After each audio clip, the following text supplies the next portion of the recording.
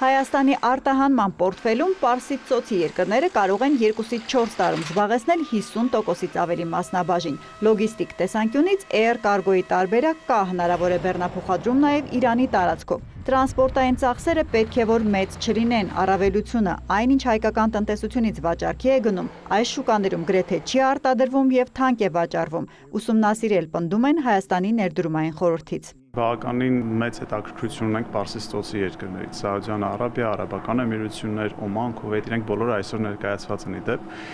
Իրականում շատ մեծ պոտենցիալ կա նաև Վրաստանի առումով։ Հետաքրքրված են հայկական շոկոլադ, հայկական ճիր, պահածոներ ներմուծելու առումով եւ նաև մեծ պոտենցիալ ունենք ԱՄՆ-ի եւ Եվրամիության երկրների մասով, այդտեղից էլ մեծ ներկայացվածություն ունենք։ Հունաստանի մեր գործընկերները շատ են հետաքրքրված հայկական գինիներով եւ խնամքի միջոցներով։ Հետաքրքրված արտասահմանյան բիզնեսներին կառույցը Երևան է հրավիրել միջազգային առևտրի ֆորումում ներկայացնելու երկրի հնարավորություններն ու համագործակցության առաջարկները։ Դահլիճում ավելի քան 70 դիստրիբյուտորներ, առևտրային ցանցերի ներկայացուցիչներ ու ներդրողներ են արաբական պետություններից մինչև Գերմանիա ու Ճապոնիա աշխարհի 20 երկրից։ Դրսի ու տեղի գործարարներին առևտրային նոր կապեր հաստատելու հարցում հաջողություն մաղթեցին ու աջակցություն խոստացան համաժողովի մասնակիցներին ողջունող եւ Վզեբի տարածաշրջանային տնօրենը եւ մեր երկրում Միացյալ Թագավորության դեսպանը։ Օրենսդրական բարեփոխումներից մինչև ֆինանսական օժանդակություն Հայաստանի կողքին են ասացին։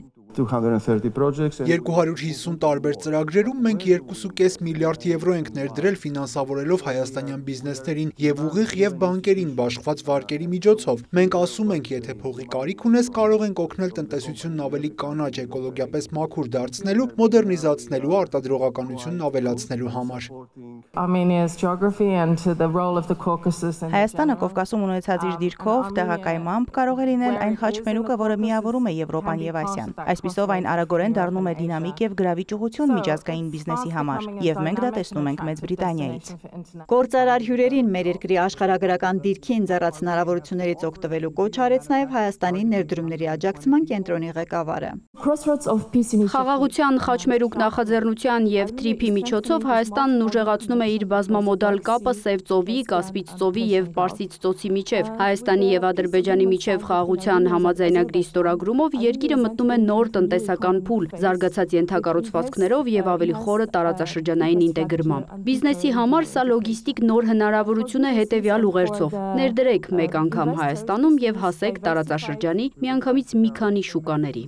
Բիզնես գրանցելուց մինչև հարկեր, տնտեսական ինչ օրենքներ են Հայաստանում գործում, ինչու են մեր ապրանքները գրավիչ, ինչով է ձեռնտու մեր երկրում ներդրում անել, կետ-առ-կետ ներկայացվեց հյուրերին։ Նրանք հնարավորություն կունենան նաև այցելել սննդամթերք ու այլ ապրանքներ արտադրող արտահանող ընկերություններ։ Հայկական չրերի համար օրինակ ԵԱՏՄ-ն շատ հարմար շուկա է, բայց այլ տեղերում էլ են սպառում փնտրում, ասում են Արեգիից։ Փորձում են եվրոպական սերտիֆիկատներ հանել, պարզել են ամերիկյան գնորդը մանրեցված չրեղեն են նախընտրում չինացիները տարբեր համեմունքներով։ Հաջորդ ամիս ապրանք կտանեն Շանհայ։ Ունենք բանջարեղենային չիփսեր, սնեքեր տարբեր համեմունքներով, որոնք չինացի հաճախորդի քիմքին ավելի ոնց որ ասած մոտիկ է։ Իրանց համար եւս օրինակ ծիրանի ճիրը այդքան հասկանալի չի, մենակ գուրմե մարքետներում կարելի է գտնել նման բաներ, բայց եթե գնում ենք մասսայական սպառման շուկաներ, պետք է անպայման հարմարվենք իրենց քիմքին։ Հայկական ապրանք ծառայությունների արտահանումը դիվերսիֆիկացնող այս համաժողովում նախատեսված են նաև ոլորտային տետատետ հանդիպումներ։ Քննարկումներից առաջ գործարար հյուրերին ցուցադրվեց հայկական տնտեսության հպարտություն, ամենամրցունակ IT ճյուղի արագ զարգացման ու միջազգային բրենդերի ներգրավելու պատմությունը։ They came for talent, they stayed for the mindset.